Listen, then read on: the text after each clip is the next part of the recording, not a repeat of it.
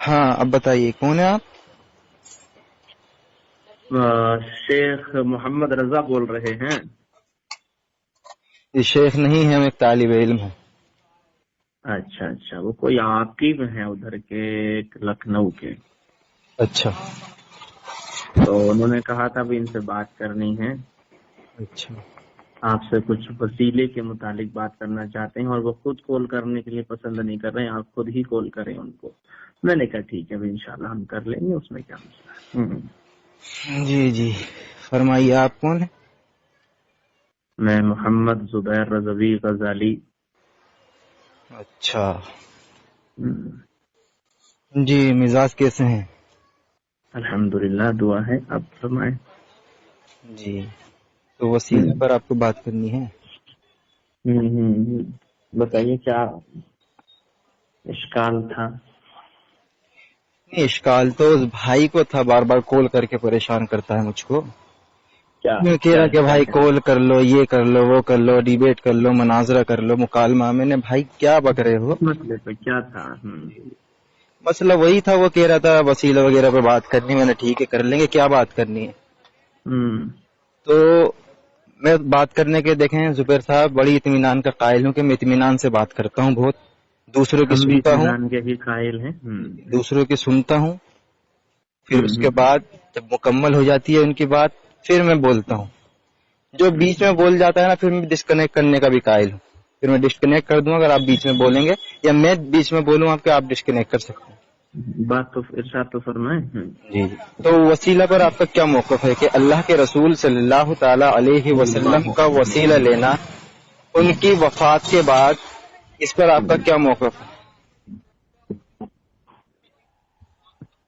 دیکھیے کوئی بھی جب بات ہوتی ہے ہم، تو اس میں دونوں حضرات کا عقیدہ واضح ہونا بہت ضروری ہوتا ہے. ٹھیک ہے، میں اپنا عقیدہ واضح کر دیتا ہوں، اس کے بعد آپ اپنا عقیدہ واضح فرمائیں گے. ٹھیک ہے انشاءاللہ.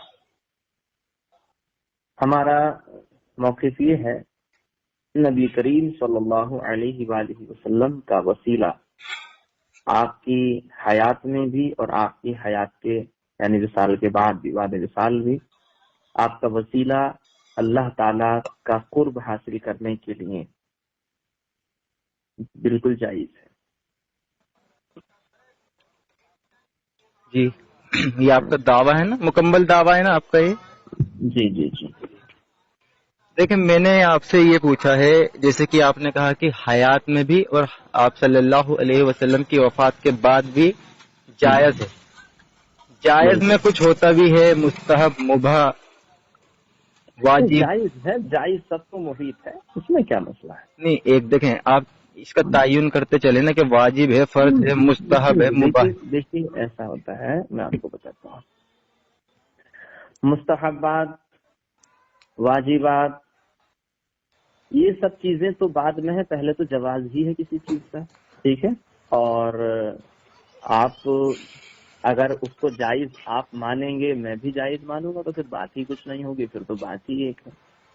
ٹھیک ہے، اب آپ مجھے بتائیں کہ کیا آپ اس کو جائز نہیں مانتے ہیں، پھر ہم آگے انشاءاللہ گفتگو کریں گے. مستحب ہونا، یہ ہونا، وہ ہونا، مستحب تو ایک وہ چیز بھی ہو جاتی ہے کہ جو کسی حدیث میں بھی نہ ہو. وہ بہت ساری چیزیں ایسی ہو جاتی ہیں، یہاں تک کہ بعض بدعات بھی مستحب ہو جاتی ہیں. تو یہ تو ایک الگ مسئلہ ہے. ہمارا مین موقف جواز ہے کہ ہم وسیلے کے جواز کے قائل ہیں. دیکھیں آپ نے یہاں جواز کا بتایا مجھ کو کہ آپ جواز کے قائل ہیں. اگر میں یہی کہوں کہ ہم مطلقاً وسیلہ کو واجب قرار دیتے ہیں، ایک بات مطلق کی دیکھیں بات میری نہیں ہے، بات ابھی مکمل حضور کی ہونے بات دیجیے. کر میں رہے نے کہا تھا میں اطمینان سے قائل ہوں، میں آپ کے بیچ میں نہیں بولا. ہیں. ہم اب حضور کی چل مطلقاً رہی ہے، اس کو میں کہہ رہا ہوں. ہاں ہم مطلقاً وسیلہ کو واجب قرار دیتے ہیں. کیوں؟ کیونکہ اللہ تبارک و تعالیٰ وہ قرآن. تو دیکھیے میری بات سنیے، آپ کو سوال کیا تھا؟ آپ یہ مت کہنا کہ میں بیچ میں بول رہا ہوں. آپ کا تھا حضور پاک صلی اللہ علیہ وسلم کی بات تھی.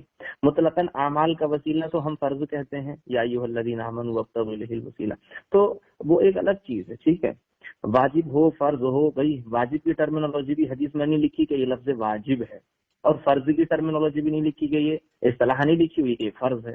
تو آپ واجب کہیں میں فرض کہتا ہوں، میں اور بڑا فرض سے بڑا فرض کہتا ہوں، 1000 فرض کہتا ہوں، اس سے مسئلہ نہیں. آپ نے حضور پاک صلی اللہ علیہ وسلم کی شخصیت کے وسیلے پر سوال کیا کہ حضور کے وسیلے پر آپ کا کیا موقف ہے.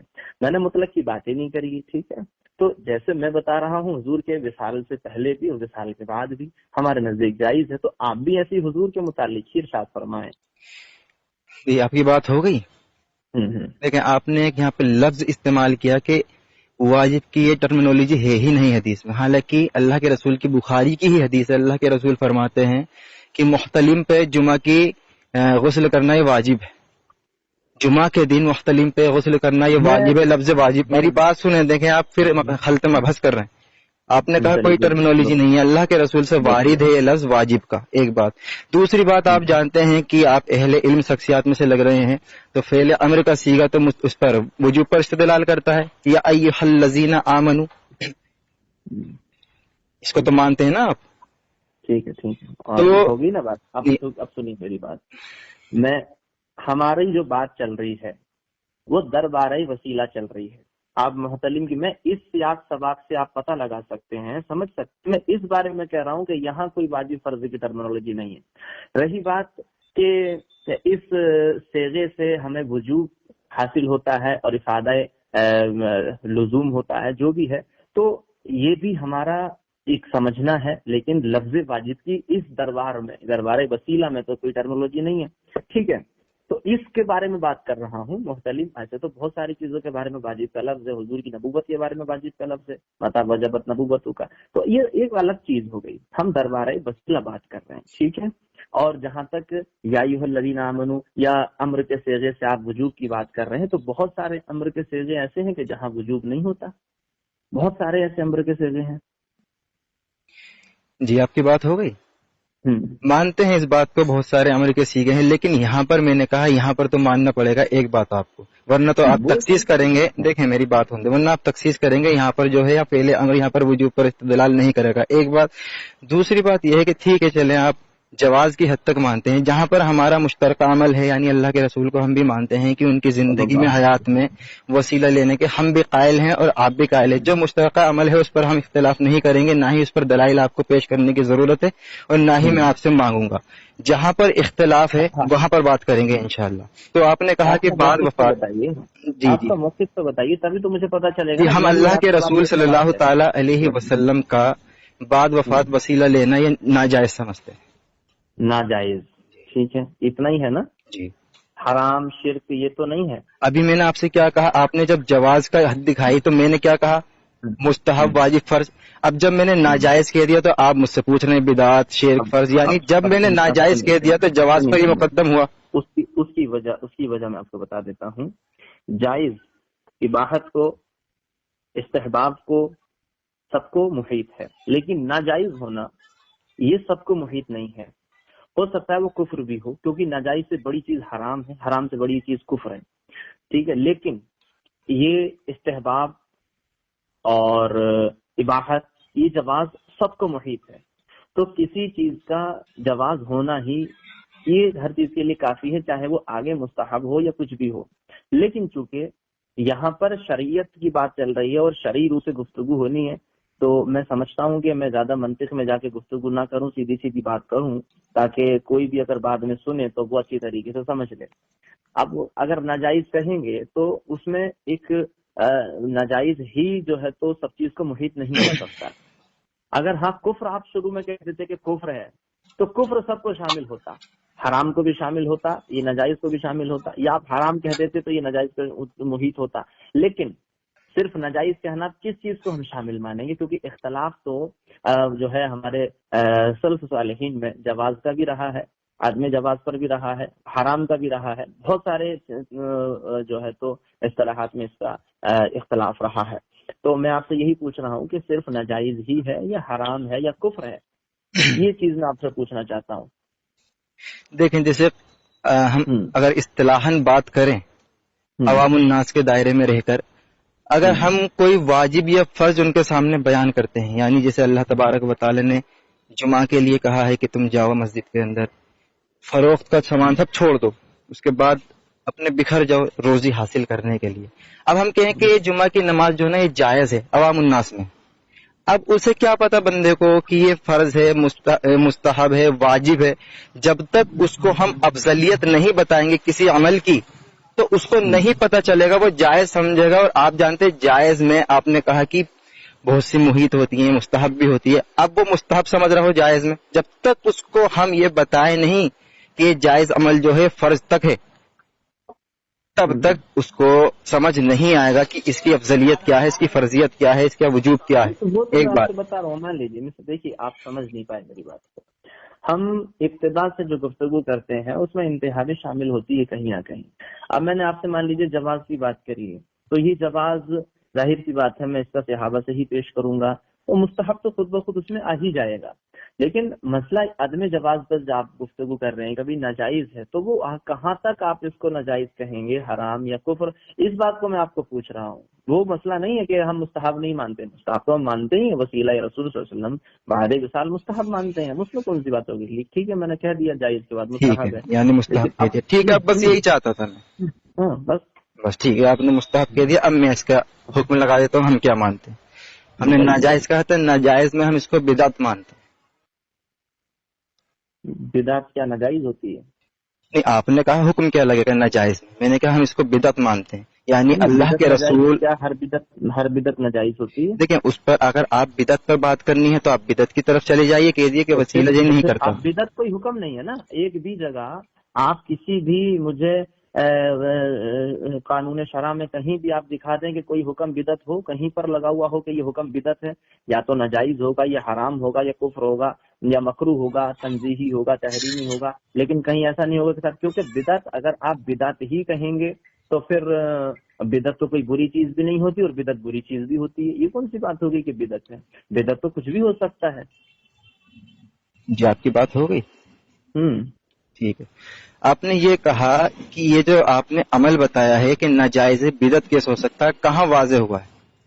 کیا اللہ کے رسول صلی اللہ علیہ وسلم کے جامع کلمات کے ساتھ اللہ نے نہیں بھیجا تھا اللہ تعالیٰ نے رسول اللہ کو؟ بالکل کیوں نہیں بھیجا. اب اللہ کے رسول صلی اللہ علیہ وسلم جب واضح فرماتے ہیں مسلم شریف کے اندر، حدیث کا نمبر ہے 2005، اللہ کے رسول فرماتے ہیں کہ سب سے بہترین کتاب ہے وہ اللہ کی کتاب، کلام اللہ کا کتاب. دوسری سب سے بہترین طریقہ ہے اللہ کے رسول صلی اللہ علیہ وسلم کا طریقہ. اور سب سے بدترین کام وہ ہے جو دین میں خود سے ایجاد کر لیا جائے. کل بدعت ضلالہ و کل ضلالۃ فی النار. ٹھیک ہے، every innovation is miss guidance. آپ مجھے بدعت کی تاریخ تھوڑا بتا دیں. بالکل بتا دیں. جس کی اصل قرآن و حدیث میں موجود نہ ہو اس کو بدعت کہتے ہیں. جس کی اصل جی تو کون سی کتاب میں لکھی ہوئی تاریخ ہے؟ یہ آپ دیکھ لیجئے، علامہ عینی حنفی نے یہ آپ کے ہی کی ہے. ایک یہ اور دوسری تعریف انہوں نے یہ کی ہے، بتاؤں گا، بالکل بتاؤں گا. دوسری تعریف انہوں نے یہ کی ہے کہ جو عہد رسول اللہ صلی اللہ علیہ وسلم اور عہد صحابہ کے زمانے میں جو عمل نہ کیا گیا ہو وہ ہم کر لیں وہ بدعت ہے. آپ کو میں حوالہ دے دیتا ہوں. چلیے یہ تو آپ نے تعریف صحیح کی ہے، لیکن اصل کی جو بات آپ نے کی ہے وہ ایک چیز الگ ہے، کیونکہ وہ اصل بہت ساری چیزوں کو پھر شامل ہو جاتی ہے. اصل سے مسئلہ نہیں ہوتا ہے، کیونکہ اصل چونکہ کسی چیز کا عدم وجود اس کے اصل کو ختم کر دیتا ہے. ہاں موافقت ضروری ہے، اصل میں اور موافقت میں فرق ہے. ٹھیک ہے، تو اس لیے ہم اصل کو نہیں مان رہے تھے. اور وہ الگ بات ہے جو شیخیں بیان کرتے ہیں محدثین. یہ تعریف آپ نے صحیح کی ہے کہ جو کام رسول اللہ صلی اللہ علیہ وسلم کے زمانے میں نہیں ہوا اور حضور کے وصال کے بعد اگر کوئی کام ہوا تو وہ بدعت ہے. ایک بات. اب دوسری بات یہ ہے، صرف آپ نے کہا کہ وفات کے بعد ہم آپ کو صحابہ سے جواز دکھائیں گے، کیونکہ آپ پہ دلیل ہے تو ضرور دکھائیں گے. بس صرف میں یہ چاہتا ہوں کہ میں اپنا فتویٰ اس فتوے سے میں رجوع کر لوں گا جو میں نے بدعت کہا ہے. اگر آپ ایک صحابی سے صحیح اسناد کے ساتھ مجھ کو ایک حدیث پیش کر دیں گے انشاءاللہ میں اس دعوے سے آج توبہ کر لوں. میں آپ سے یہی کہہ رہا ہوں کہ آپ پہلے اپنا موقف ظاہر کیوں نہیں کر رہے ہیں. آپ نے بدعت کہا ہے اس کو، کیا بدعت بری چیز ہوتی ہے؟ ہر بدعت بری چیز ہے؟ دیکھیں اگر لغوی معنی میں جائیں گے تو ہر نیا کام تو بدعت ہے. جی اصطلاحاً اگر بات کریں گے تو میں نے یہ جو تعریف کی تھی نا یہ اصطلاحی کی تھی نہ کہ لغوی. حضور پاک صلی اللہ علیہ وسلم کا یہ فرمانا کہ کل بدعت ضلالہ، ہر بدعت گمراہی ہے. ٹھیک ہے، تو میں آپ سے یہ پوچھنا چاہتا ہوں کہ اگر ہر بدعت گمراہی ہے تو آپ جو یہ نورانی قاعدہ یا جو بھی مدرسے میں پڑھاتے ہیں الف زبر آ، با زبر با، تا زبر تا، یہ زبر زیر پیش، یہ تو بدعت ہے، حضور کے زمانے میں نہیں تھا، اللہ ٹھیک ہے؟ اکبر. تو یہ زبر زیر پیش اعراب کہاں تھے حضور کے؟ اعراب نہیں تھے، کوئی بھی چیز معرب نہیں تھی اس وقت، تو یہ حضور کے زمانے میں نہیں تھے، بعد میں پیدا ہوا بدعت ہے، تو کیا یہ بھی جہنمی چیز ہے؟ آپ بتا دیجیے. دیکھیں ہمارا جو موضوع ہے نا وہ ہے وسیلہ تخصیص کے ساتھ. دیکھیں میری بات مکمل ہونے دیجیے. جواب نہیں دے پائیں گے، مجھے پتا ہے، میری بات سنیے مفتی صاحب. کہہ کر کے خود پھنس چکے ہیں. انشاءاللہ میں انشاءاللہ اپنی دلیل دوں گا. ایک بات تو سنیے، مجھے موقف بیان کر دیجئے کہ آپ اس کو کیا مانتے ہیں، کیونکہ اگر آپ صرف بدعت کہیں گے، ٹھیک ہے، تو اگر بدعت ہر بدعت گمراہی ہے تو آپ الف زبر آ با زبر با کہہ دیجئے کہ جتنے بھی غیر مقلدین ہیں، اہل حدیث ہیں، دیوبندی ہیں، وہ سب جہنمی ہیں پھر اس بدعت پر عمل کرنے کی وجہ سے. بول دیجئے آپ. ٹھیک ہے، آپ کی بات ہو گئی. ٹھیک. قرآن کریم کے اندر کچھ ایسی آیات ہیں جن میں حالت جر، حالت نصب یہ استعمال ہوئے ہیں یا نہیں؟ میں تو آپ کو زبر زیر پیش کی بات کر رہا ہوں. ایک بات سنیے، اگر اچھا آپ جانتے ہیں اعراب کس کو کہتے ہیں؟ جانتے ہیں، کیوں نہیں جانتے؟ ہاں، اعراب کس کو کہتے ہیں؟ ارے اعراب کس کو کہتے جن ہیں؟ کی آپ زبر زیر کی مجھ کو مثال دے رہے ہیں ان کو حرکات کہتے ہیں، نہ کہ اعراب. اگر آپ نے سنیں، اگر آپ نے اگر آپ نے عربی کے قوانین اور قواعد کو پڑھا ہوگا، مجھے پتا ہے یہ اعراب بھی، حرکات بھی اعراب میں شامل ہیں، اس لیے کہ ہر حرکت کے اندر کوئی نہ کوئی جو ہے تو اعراب چھپا ہوا ہوتا ہے. ماشاء اللہ، مان گئے نا. تو جب اللہ کے رسول نے قرآن کو پڑھا ہوگا یا صحابہ نے قرآن کو پڑھا ہوگا، وہ حالت نصب میں، حالت جر میں اور حالت رفع میں پڑھا ہوگا یا نہیں؟ اب میں آپ سے یہ کہہ رہا ہوں، آپ اپنے مدرسے میں الف زبر آ با زبر با کر کے پڑھتے ہیں نہیں پڑھتے ہیں؟ الحمدللہ ہم نے پڑھا ہے. صحابہ کرام کے دور میں یہ تعلیم تھی کیا الف زبر آ با زبر با؟ اس کی دلیل آپ کو دینی ہے.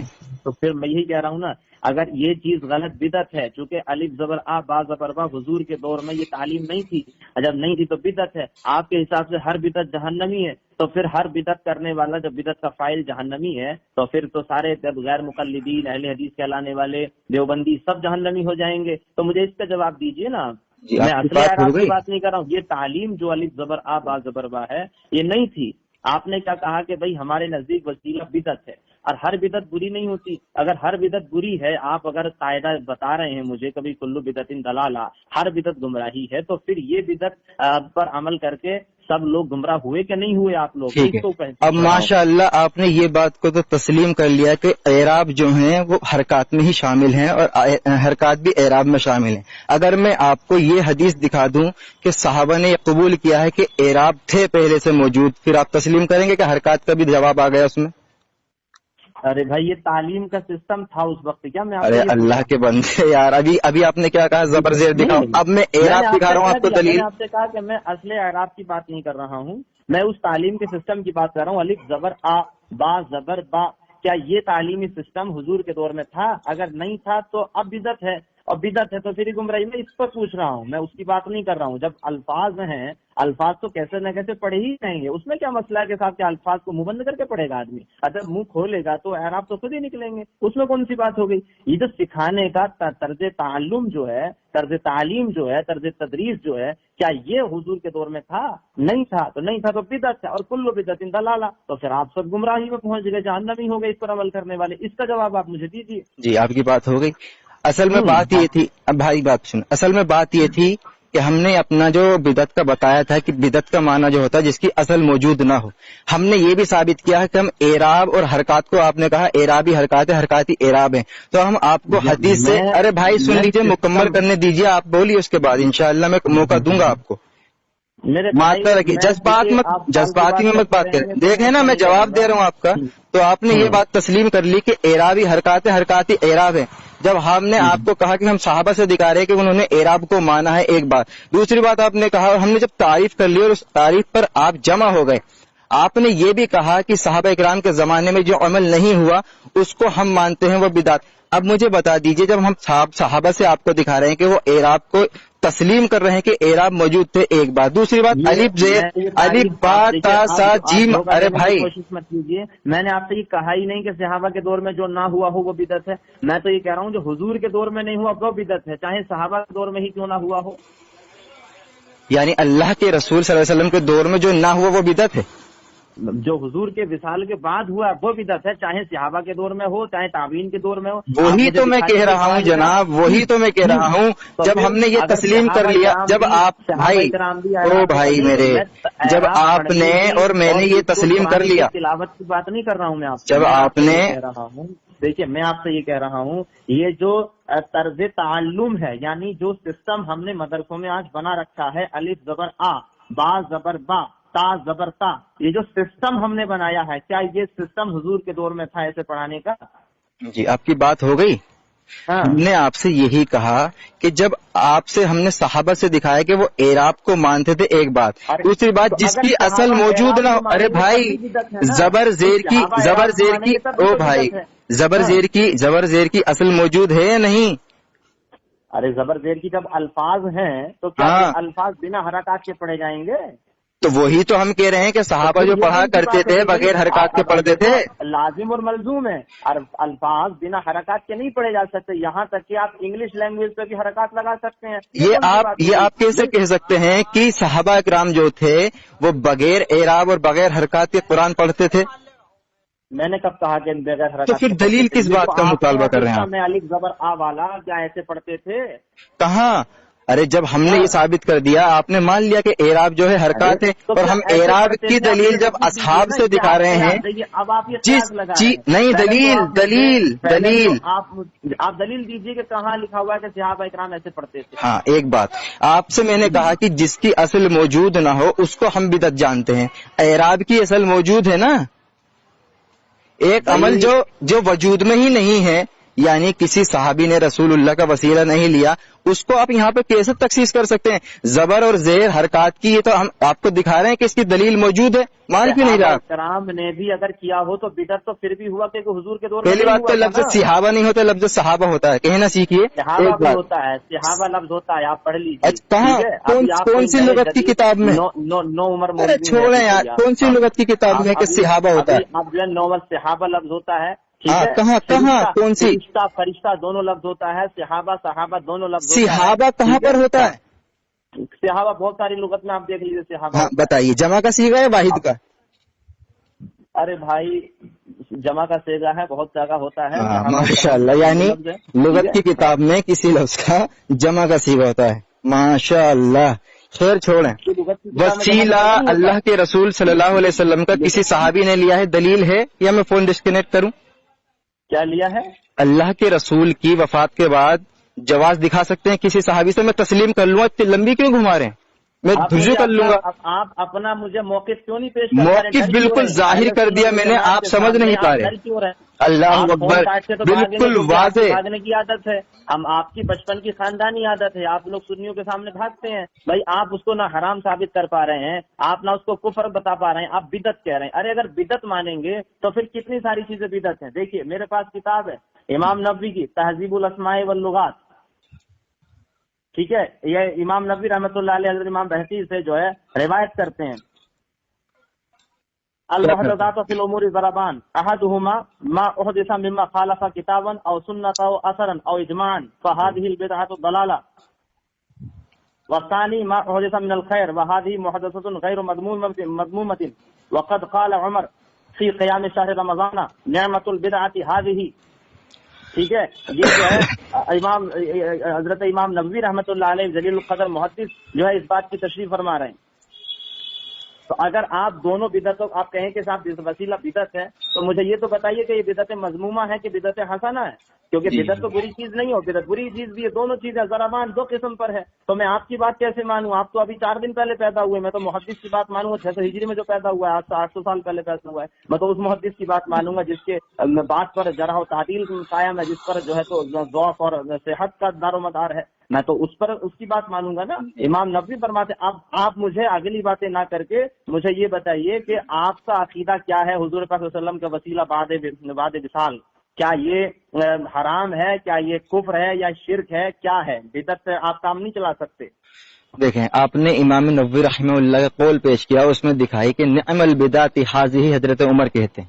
ایک بات نعمل نہیں, نعمت البدعۃ. پہلے ٹھیک سے عربی پڑھو. اللہ اکبر. اگر نعمت البدعۃ ہذہ حدیث میں نہ ہوا, نعمت البدعۃ ہذہ اور ہوا تو ٹھیک ہے, میں دکھاؤں بخاری. نعمت البدعۃ ہذہ میں نے دکھا دیا تو, اور میں نے عمل دکھا دیا تو بریلویت چھوڑیں گے؟ آپ کچھ بھی دکھائیے, ادھر سے دکھائیے, ادھر سے تو دکھائیے. پھر کیوں کرتے ہیں مشکوک بات جب اس پہ قائم نہیں رہتے؟ آپ اپنا یہ چکلت بازی ختم کرو. پہلے ایک بات آپ نے کہا ارے سنیے نا یار لکڑ جھنڈو انسان. دیکھیے آپ یہ بتائیے کہ وسیلہ کیا ہے, حرام ہے, کیا ہے؟ ہو گئی آپ کی بات, نکال لی خود, بھائی میری تو جذباتی بن ہو گیا. اب آپ نے کہہ دیا امام نبوی کا قول پیش کریں گے, اس کا جواب نہیں لیں گے دوسرے سے؟ لائیے سنائیے. جہاں پر حضرت عمر نے بقول آپ کے نعمت البدعۃ ہذہ ہی کہا تھا, وہ لغوی معنوں میں کہا تھا یا اصطلاحی معنوں میں کہا تھا؟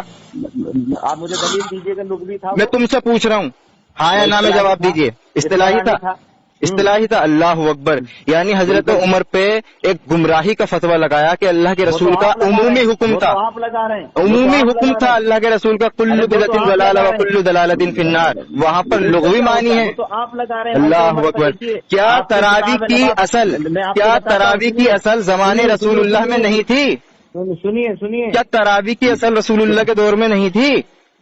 تراویح تھی, 20 رکعت تو پھر کی جماعت نہیں تھی. ارے جو وہ ابھی رکعت پہ بات نہیں ہو رہی, اصل پہ بات ہو رہی ہے. او مولانا صاحب, او مولانا صاحب, او مولانا صاحب لپڑ جھنڈو, اللہ کے رسول کے زمانے میں تراویح کی اصل تھی نا, ابھی تعداد پہ بات نہیں ہو رہی, ورنہ وہاں سے تو اتنا برا پھنسو گے. میں تو امام بہقی کی بات مانوں گا. امام بہقی, میں یہاں پر رسول اللہ کا قول پیش کر رہا ہوں, تم پہ آسمان سے پتھر نازل ہو جائیں گے, تم مجھے امام بہقی دکھا رہے ہیں. اللہ اکبر. ان عمر ابن الخطاب اول من جمع الناس على قیام شہر رمضان الرجال على ابی ابن کعب.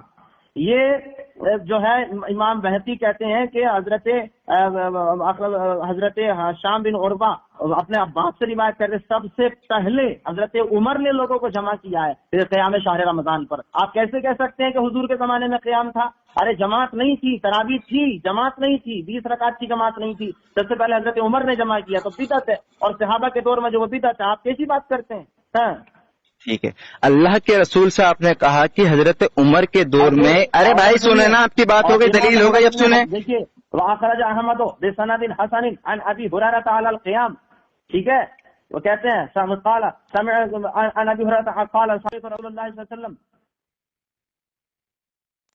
سن رہے ہیں کہ نہیں سن رہے ہیں؟ سنیں پڑھیں نا, میں آپ کی بات سن رہا ہوں. پھر قیام رمضان ولم یکن رسول اللہ صلی اللہ علیہ وسلم جمع الناس علی القیام. حضور صلی اللہ علیہ وسلم نے کبھی بھی قیام پر جمع نہیں کیا, حضرت عمر نے جمع کیا تھا.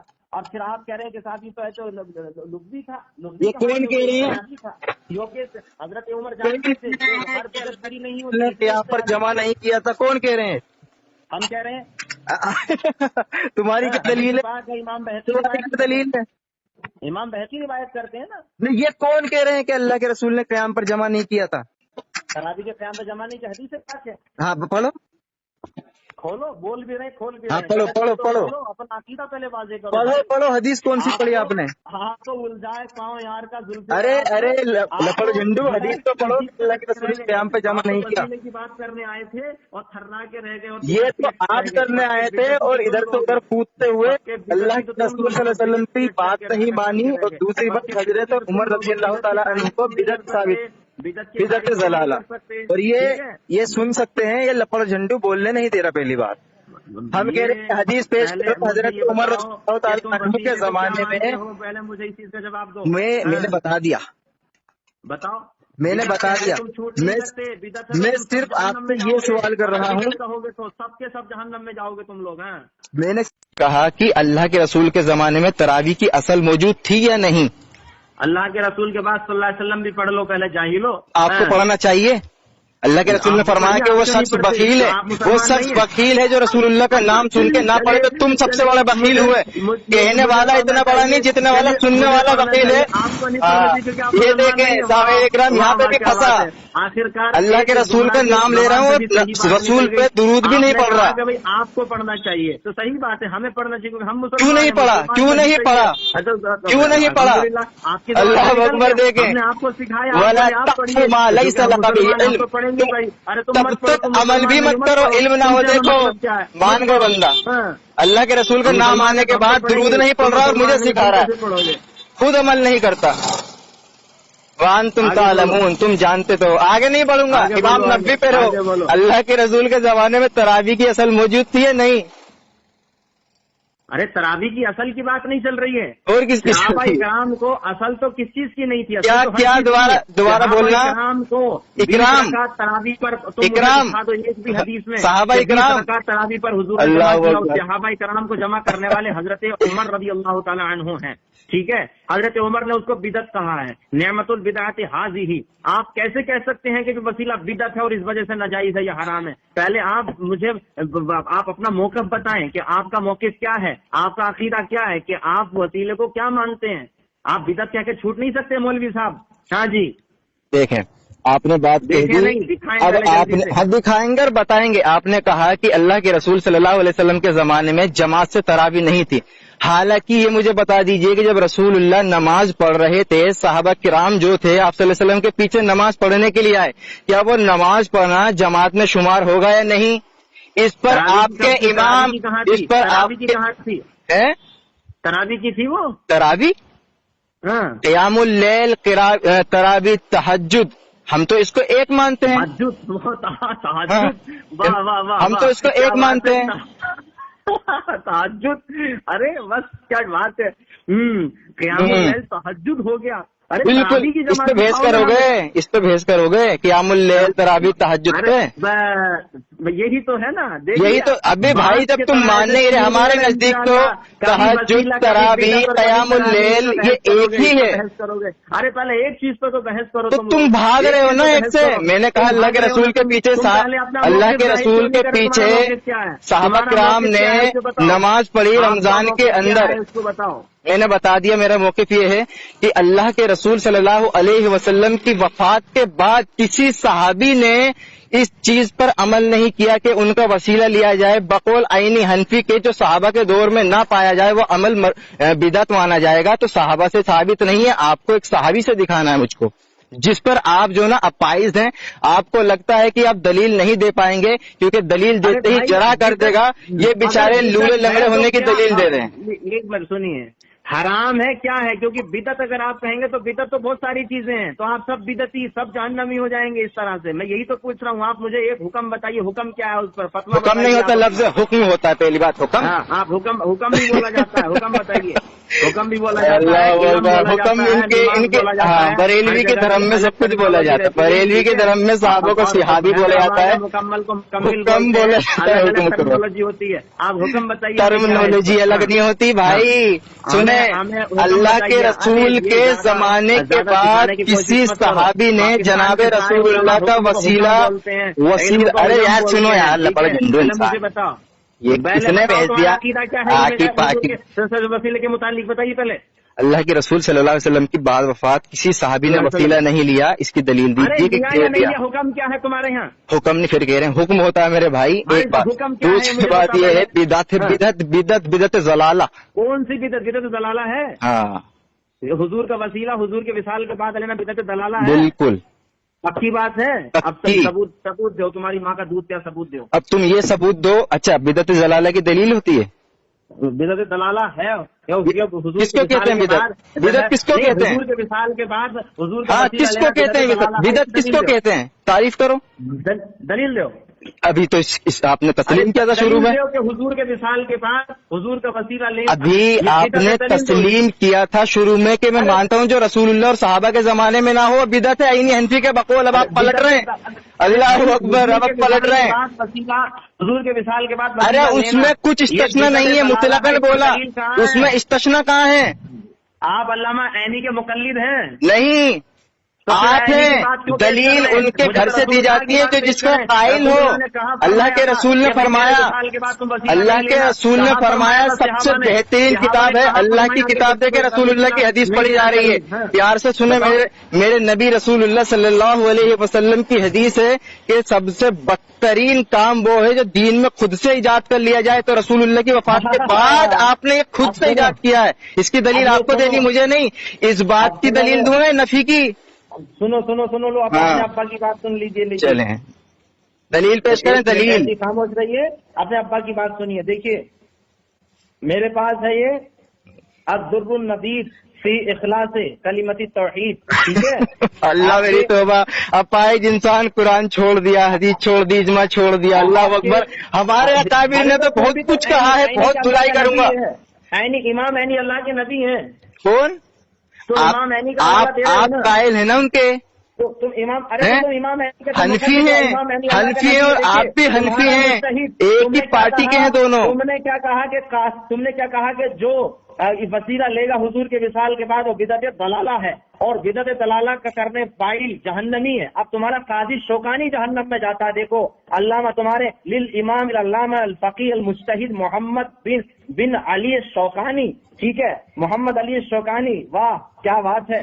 محمد علی الشوکانی کہتے ہیں ھذا اجماع سکوتی، یعنی وسیلہ کا جائز ہونا یہ اجماع سکوتی ہے کہ کسی صحابہ نے منع نہیں کیا، اور اجماع سے منفر جانا یہ خود گمراہی ہوتا ہے. اور کہتے ہیں کہ عبارت پڑھو، عبارت مکمل. ابھی دیکھو کیسے دھجیاں آتا ہوں تمہاری. عربی میں پڑھو عبارت. پڑھو جلدی پڑھو. ابھی دیکھو یہیں پھنسو گے. پڑھو عربی میں پڑھو. دیکھیے عربی میں پڑھو. امام شوکانی کا حوالہ پڑھو عربی میں.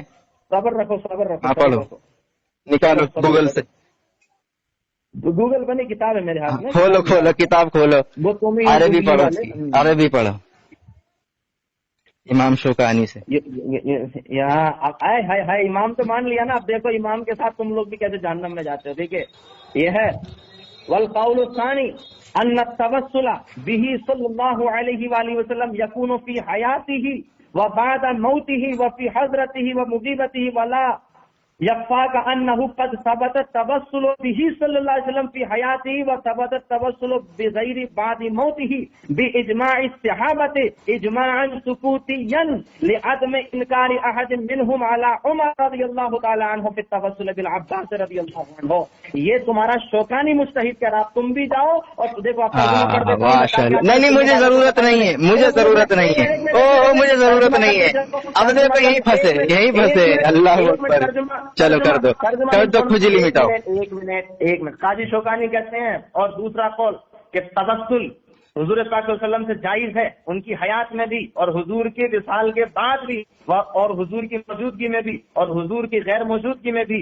اور جو ہے وہ انہ کا ثبت وسیلہ ثابت ہے، انہ کا تبسل وسیلہ ثابت ہے صلی اللہ علیہ وسلم سے ان کی زندگی میں بھی. وہ ثبت التبسل بغیر بعد موت ہی، حضور کے وصال کے بعد بھی باجماع صحابہ کا اجماع ہے اس پر. اجماع سکوتی اجماع سکوتی ہے اس پر. ارے اجماع ہے کہ حضور کے وصال کے بعد وسیلہ جائز ہے، ثابت ہے، اس پر صحابہ کا اجماع ہے. ایک قاضی شوکانی کہتا ہے. اب بتاؤ تمہارا قاضی شوکانی جہنم میں جاتا کہ تم لوگ اس کے پیچھے جہنم میں جاؤ گے؟ اب اس کا جواب. اللہ اکبر. الحمدللہ رب العالمین والصلاۃ والسلام علی آیت. اب دیکھیں انہوں نے یہ بات کہی ہے یہاں پر کہ قاضی شوکانی کہتے ہیں کہ انہوں نے یہ جائز قرار دیا ہے. ایک بات قاضی شوکانی سے یہ بھی ثابت ہوئی کہ وہ حضرت محمد مصطفیٰ صلی اللہ علیہ وسلم کو موت کا لفظ استعمال کر رہے ہیں جو ان کے گلے میں اترے گی انشاءاللہ. آج مان گئے کہ قاضی شوکانی نے موت کا لفظ استعمال کیا رسول اللہ کے. ایک بات ہاں ٹھیک ہے، آتے ہیں وسیلے پر. اب دوسری بات انہوں نے قاضی شوکانی نے کہا کہ وسیلے کے بعد وفات اجماع ہے. اس پر دکھاؤ دلیل. تو قاضی شوکانی کو جہنمی بتاؤ، اس پر دلیل دکھاؤ نا. ارے اس پر دلیل دکھاؤ. بعد وفات تخصیص کی بات ہو رہی ہے نہ کہ ہماری مطلقاً. دکھاؤ بعد وفات. قاضی شوکانی نے کہا ہے کہ اس پر اجماع صحابہ ہے. تم نے کہا نا کہ کلو بدعت ضلالہ. ارے صحابہ کا اجماع کہاں سے ہو گیا بھائی؟ صحابہ کا اجماع ہواؤں میں ہو جاتا ہے. ایک دلیل تو دکھاؤ. اجماع جانتے ہیں کس کو کہتے ہیں؟ ادھر سنو. تم نے کہا حضور کے وصال کے بعد حضور کا وسیلہ لینا یہ بدعت ضلالہ ہے، اور بدعت ضلالہ کا فاعل جہنمی ہے. اور اس کو اجماعی صحابہ سے ثابت کون کر رہا ہے؟ قاضی شوکانی، کہ حضور کے وصال کے بعد بھی جو ہے تو اجماع صحابہ سے یہ وسیلہ ثابت ہے، اور جب وسیلہ ثابت ہے تو بدعت دلالہ کا فاعل کون ہوا؟ قاضی شوکانی بھی مبتدع ہوا، اور جب وہ مبتدع بدعتی وہ ہوا تو پھر وہ جہنم میں جائے گا، اور تم اس کو امام مان رہے ہو تو تم بھی اس کے پیچھے جہنم میں جاؤ گے۔ ہمارا مدعا یہ ہے۔ جی آپ کی بات ہو گئی۔ دیکھیں ہماری تو ہوتی ہم نے یہ کہا کبھی تم اپنی بہن سے بات کرنے بہانے بھاگ جاتے ہو، کبھی بھابھی بلا رہی ہے، کبھی ماں انشاءاللہ کول تو آپ کاٹیں گے، انشاءاللہ کول تو آپ کاٹیں گے۔ دیکھیں سامعین اکرام، ہم نے ان کو اللہ کے رسول صلی اللہ تعالی علیہ وسلم کی حدیث مبارکہ پڑھی، اور ہم نے ان کو جامع کا حوالہ دے رہے ہو۔ ارے عینی کا حوالہ میں نے اصطلاحات پہ دیا ہے، نہ کہ حدیث پر۔ عینی کا حوالہ میں نے اصطلاحات پر دیا، ایک بات۔ دوسری بات اللہ کے رسول سے، ارے سنیے نا یار، چہن ہوا مثال کے بعد وسیلہ مان کر قاضی شوکانی جہنمی ہوا کہ نہیں؟ انہوں نے دلیل کیا دی ہے یہ بتاؤ؟ ارے اس نے دلیل کیوں نہیں؟ حضرت عمر رضی اللہ تعالیٰ عنہ کی انہوں نے دلیل دی ہے بخاری کی۔ ہمارا امام نہیں ہے حضرت محمد مصطفیٰ صلی اللہ علیہ وسلم کی بعد وفات جو انہوں نے دلیل دی ہے وہ حضرت عمر کی دلیل دی ہے۔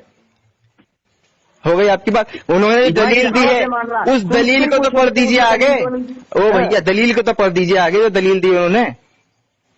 ارے انہوں نے لکھا والقول الثانی، انہوں نے اپنی بات کہی ہے کہ میں دوسرے طریقے سے یہ کہتا ہوں کہ حضور پاک صلی اللہ علیہ وسلم کا جو وسیلہ ہے بعد وصال وہ اجماع صحابہ سے ثابت ہے۔ تو تم ارے بھیا اجماع کہاں ہواؤں میں ہو جاتا ہے؟ کیا ہواؤں میں ہو جاتا ہے اجماع؟ تو تم اپنے مجتہد سے پوچھو۔ ارے اللہ اکبر یار، اجماع ہم نے کب کہا کہ ہمارے سے پوچھو کہ ہوا میں ہوتا ہے کہ غیر ہوا میں ہوتا ہے؟ اپنے مجتہد سے پوچھو، ہم سے کیا پوچھتے ہو؟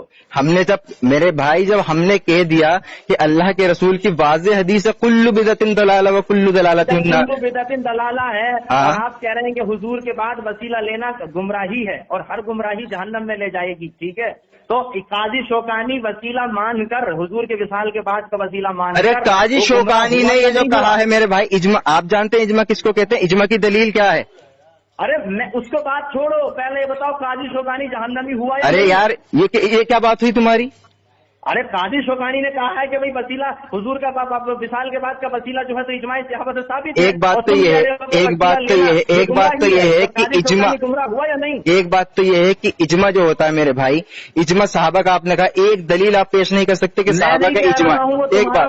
دوسری بات امام قاضی شوکانی کی بات ہمارے پیروں کے نیچے ہے، پیروں کے نیچے بالکل۔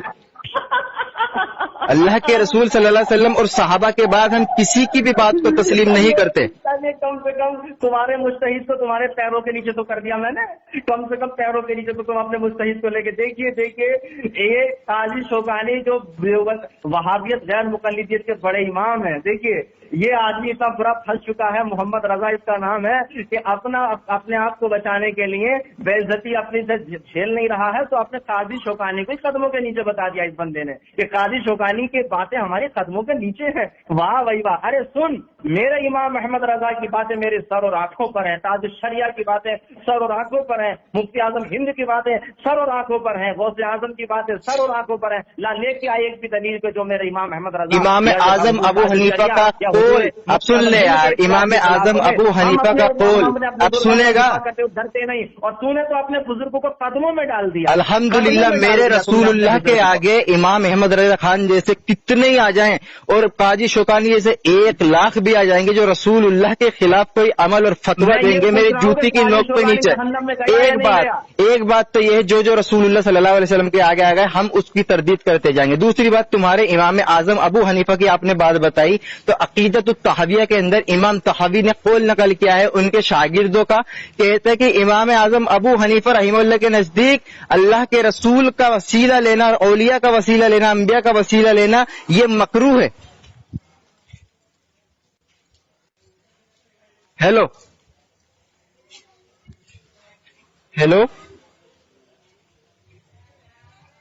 ذاکر بھائی، ہاں رضا بھائی لگاؤ ایک سیکنڈ اس کو واپس لگاتا ہوں۔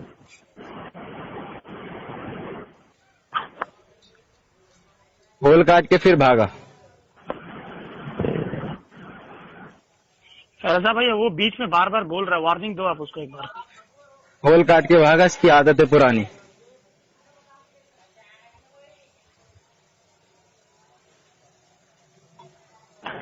اب وہ کال کاٹ رہا ہے. लगाओ दोबारा. भाग गया वो.